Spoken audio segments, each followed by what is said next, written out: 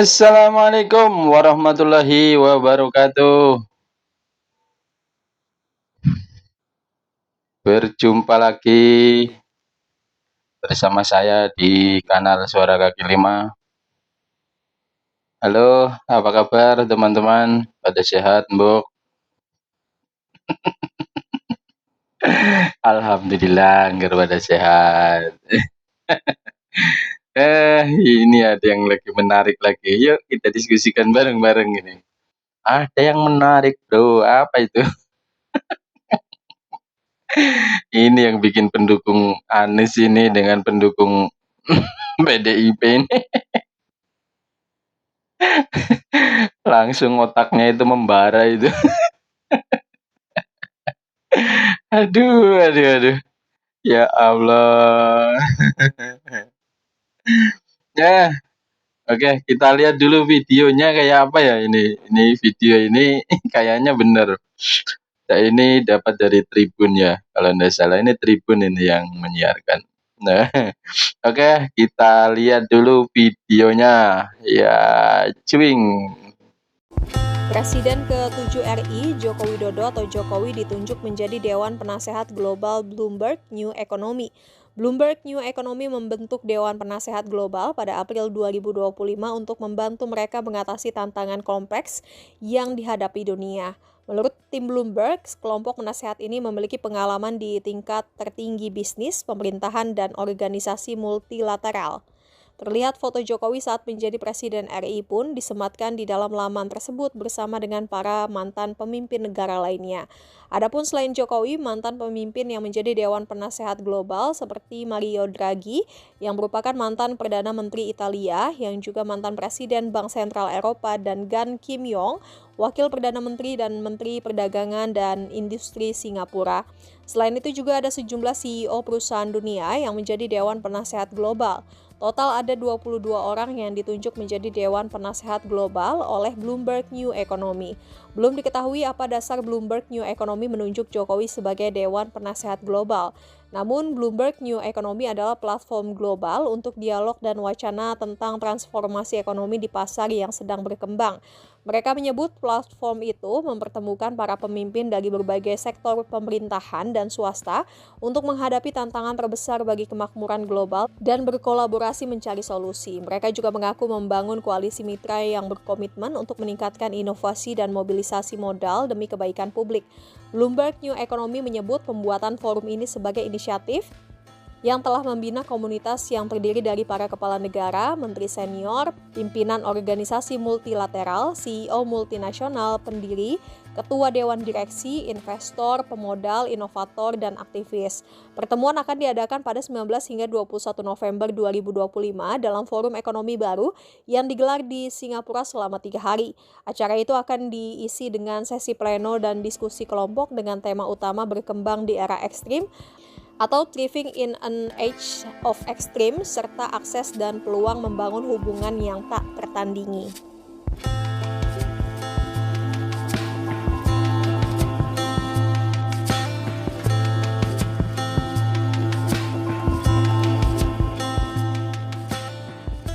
Download Tribun X sekarang, menghadirkan lokal menjadi Indonesia.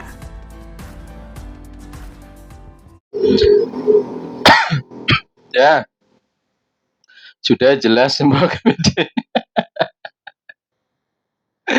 Ternyata Pak Jokowi. Aduh, Jokowi diangkat jadi Dewan Penasehat Bloomberg New Global.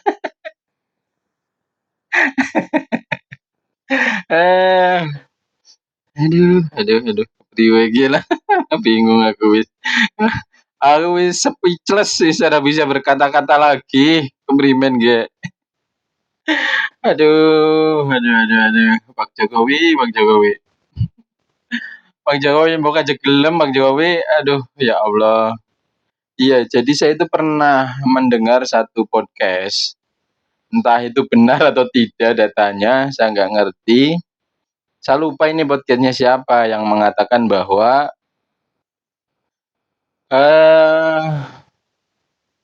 skenario Jokowi itu diserang dari sana sini karena mereka itu sudah tahu bahwa ada kabar bahwa Jokowi itu mau sudah diwacanakan diangkat jadi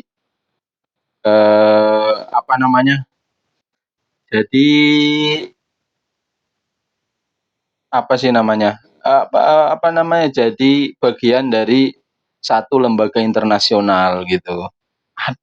Ada satu podcast, bahkan ada yang mengatakan bahwa di podcastnya itu memang Jokowi masuk kandidat yang masuk nominasi bakal jadi sekjen PBB, bakal ada satu podcast begitu, sehingga bagaimana caranya pendukungnya Anies dan pendukungnya PDIP ini, bagaimana caranya itu menjegal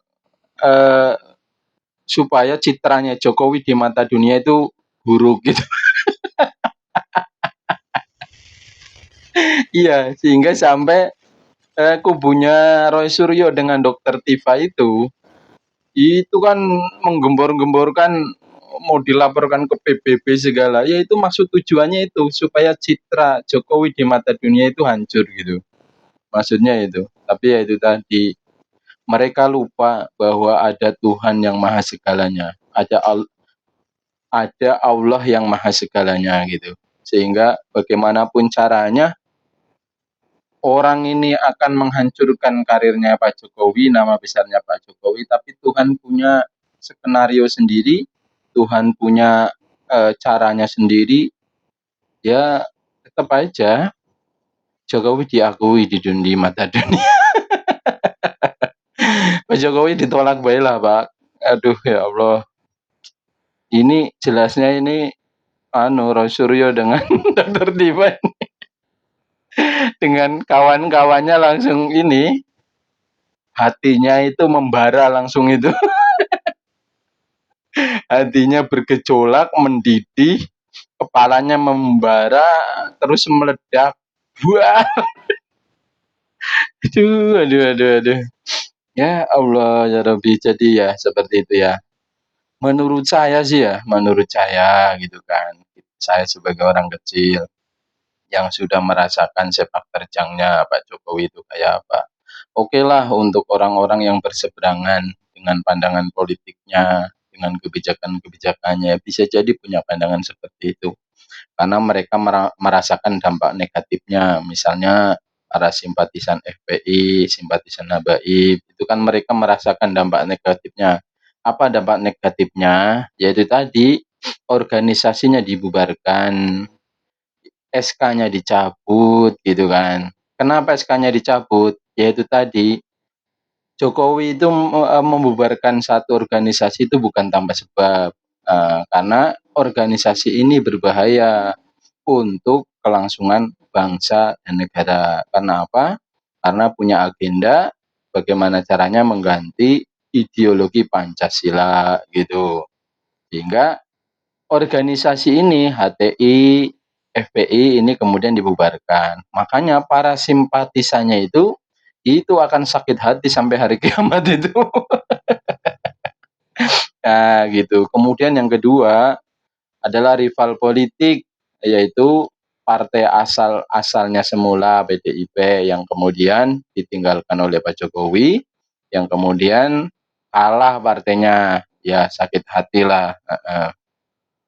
Tetapi kita sebagai rakyat kecil yang tidak peduli tentang itu, tentang rival politik apa semua, rakyat kecil itu hanya tahunya itu bagaimana pemimpin itu bisa menyentuh sampai ke bawah, bisa dirasakan oleh rakyat, dan rakyat sudah merasakan itu gitu kan. Dari semua sisi, dari sisi ekonomi, nah lah katakan inilah sudah yang lebih spesifik di sini jalan-jalan yang tadinya melekuk-melekuk di lorong-lorong dengan dana desa itu, kemudian sekarang jalan itu udah keras semua gitu. Bahkan sebagian udah ada yang diaspal, ada yang di rapat beton itu karena dengan anggaran dana aspirasi. Kemudian selanjutnya listrik itu sampai ke tengah-tengah hutan, sampai ke tempat-tempat terpencil yang berada di tengah hutan, khususnya di tempat ini kan banyak. Ada beberapa tempat terpencil itu sampai listrik itu sampai masuk ke sana. Nah, Artinya kami merasakan dampak kinerja beliau waktu beliau itu menjabat jadi presiden gitu. Kemudian kualitas pasokan listrik itu semakin handal gitu kan. Yang dulunya kadang mati itu setengah hari mati, sedikit-sedikit mati, seminggu sekali mati dan seterusnya. Sekarang alhamdulillah nggak pernah gitu. Ya ada pemadaman itu untuk apa namanya, peningkatan kehandalan, biasanya untuk pemeriksaan, untuk apa, itu hal yang wajar dan itu biasa ada pemberitahuan kalau ada pemadaman. Kalau dulu enggak, tiba-tiba mati gitu kan.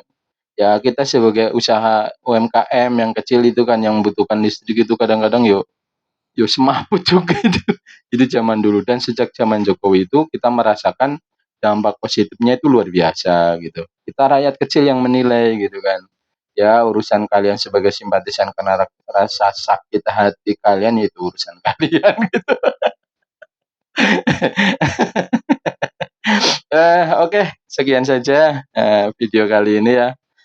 Kita sebagai rakyat kecil, rakyat Indonesia tentunya cukup berbangga bahwa ternyata ada anak bangsa kita yang kemudian diakui di mata dunia. Oke, sekian saja. Mudah-mudahan negeri ini tetap menjadi negeri yang aman, damai, tentram, sejahtera. Dimunculkan pemimpin-pemimpin yang adil dan amanah, kemudian dijauhkan dari orang-orang yang hendak menghancurkan dan mengacaukan negeri ini. Ya, sekian saja. Assalamualaikum warahmatullahi wabarakatuh.